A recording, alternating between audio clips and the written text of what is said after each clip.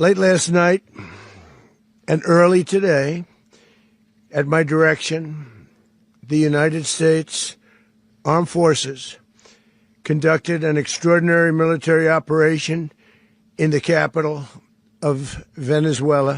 दोस्तों, 3 जनवरी की रात करीब 2 बजे अमेरिका ने वेनेजुएला पर धावा बोल दिया और राष्ट्रपति निकोलस मादुरो और उनकी पत्नी सीलिया फ्लोरेस को पकड़कर अमेरिका ले गए। मादुरो के साथ लगातार बढ़ती तल्खी और टकराव के बीच अमेरिकी राष्ट्रपति डोनाल्ड ट्रंप ने जिस तरह से इस कैरेबियाई देश की सैन्य घेरेबंदी की थी, उससे साफ लग रहा था कि अमेरिका यहां देर सबेर सैन्य दखल देगा और 3 जनवरी की रात वही हुआ।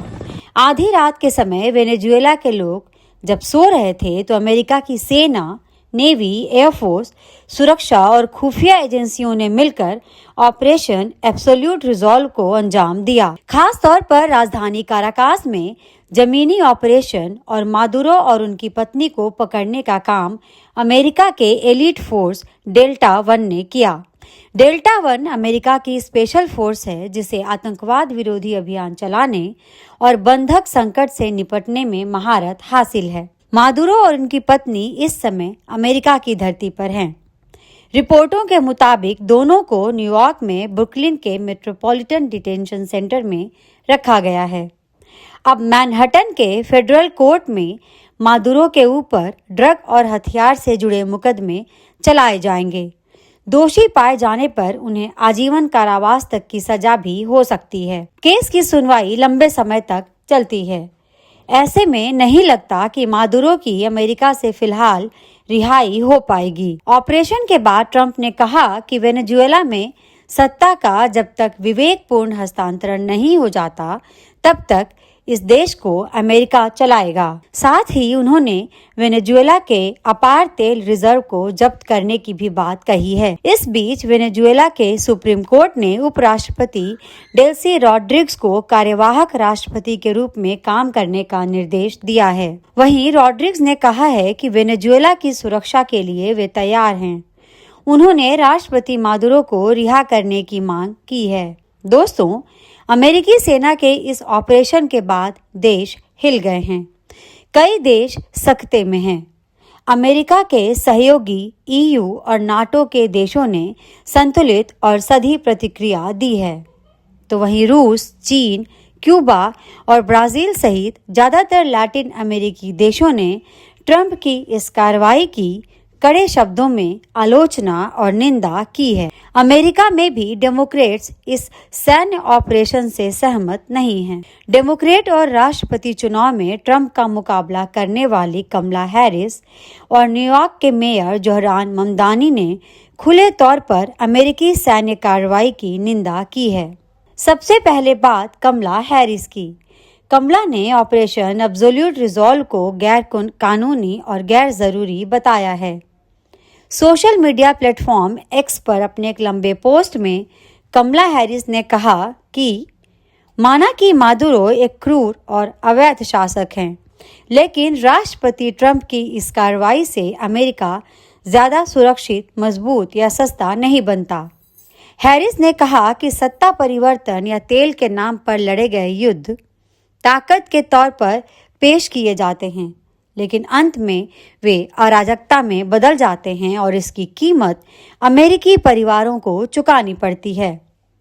हैरिस ने आगे कहा कि अगर उन्हें सच में इन बातों की परवाह होती तो वे किसी दोषी ड्रग तस्कर को माफ नहीं करते और मादुरो के करीब लोगों से सौदा करते हुए वेनेजुएला के वैध विपक्ष को किनारे नहीं करते। तो न्यूयॉर्क सिटी के मेयर जोहरान ममदानी ने इसे युद्ध की कार्रवाई और संघीय और अंतर्राष्ट्रीय कानूनों का उल्लंघन बताया है। मेयर ममदानी ने सोशल मीडिया प्लेटफॉर्म एक्स पर लिखा, सत्ता परिवर्तन की ये खुली कोशिश न्यूयॉर्क के लोगों और शहर में रहने वाले वेनेजुएला वासियों पर सीधा असर डालेगी। उन्होंने कहा, मेरी प्राथमिकता उनकी सुरक्षा और हर न्यूयॉर्क वासी की सुरक्षा है। मेरा प्रशासन हालात पर लगातार नजर रखेगा और जरूरत के मुताबिक दिशा निर्देश जारी करता रहेगा। वेनेजुएला के करीबी सहयोगी देश रूस, चीन और क्यूबा ने इस हमले की निंदा की है। रूस ने अमेरिकी सैन्य कार्रवाई को बेहद चिंताजनक बताया है।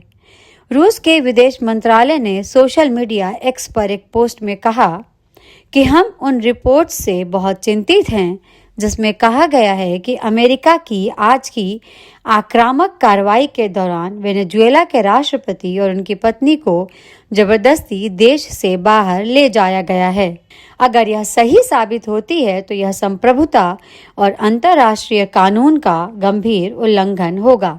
तो चीन की विदेश मंत्रालय के प्रवक्ता ने एक्स पर एक पोस्ट में लिखा, अमेरिका के ऐसे दबंगई वाले काम अंतर्राष्ट्रीय कानून और वेनेजुएला की संप्रभुता का गंभीर उल्लंघन करते हैं और लैटिन अमेरिका और कैरेबियन क्षेत्र में शांति और सुरक्षा के लिए खतरा है।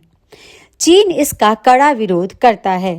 वहीं क्यूबा के राष्ट्रपति मिगेल दियाज कानेल ने एक सोशल मीडिया पोस्ट में लिखा है कि क्यूबा वेनेजुएला पर किए गए आपराधिक हमले की निंदा करता है और अंतर्राष्ट्रीय समुदाय से तुरंत कार्रवाई की मांग करता है।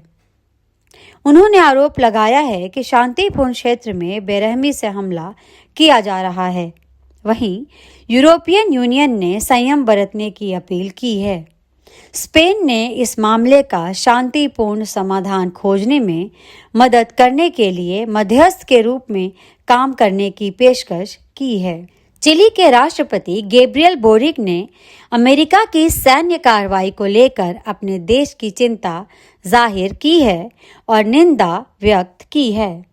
उन्होंने सोशल मीडिया एक्स पर लिखा, चिली की सरकार के तौर पर हम वेनेजुएला में अमेरिका की मिलिट्री कार्रवाई पर अपनी चिंता और निंदा व्यक्त करते हैं।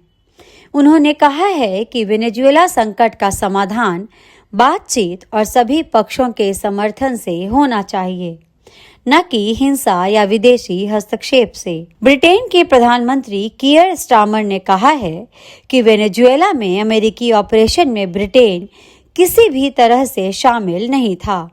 स्टारमर ने कहा कि उन्होंने राष्ट्रपति निकोलस मादुरो को पकड़ने के बारे में अमेरिकी राष्ट्रपति ट्रंप से बात नहीं की है। स्टारमर ने कहा, मैं ये कह सकता हूं कि इस ऑपरेशन में ब्रिटेन किसी भी तरह से शामिल नहीं था। वहीं ब्राजील के राष्ट्रपति लुई इनासियो लुला डी सिल्वा ने चेतावनी दी कि वेनेजुएला के इलाके में बमबारी और उसके राष्ट्रपति को पकड़ना एक ऐसी हद पार करना है जिसे बर्दाश्त नहीं किया जा सकता और ये हरकतें वेनेजुएला की संप्रभुता पर एक बहुत गंभीर हमला है। उन्होंने इस घटना को पूरे अंतर्राष्ट्रीय समुदाय के लिए एक और बेहद खतरनाक मिसाल बताया। राष्ट्रपति ने आगे कहा, अंतर्राष्ट्रीय कानून का खुलेआम उल्लंघन करते हुए देशों पर हमला करना हिंसा, अराजकता और अस्थिरता वाली दुनिया की ओर बढ़ने का पहला कदम है। दोस्तों, हमारे इस वीडियो को लाइक, शेयर और चैनल को सब्सक्राइब जरूर करें। धन्यवाद।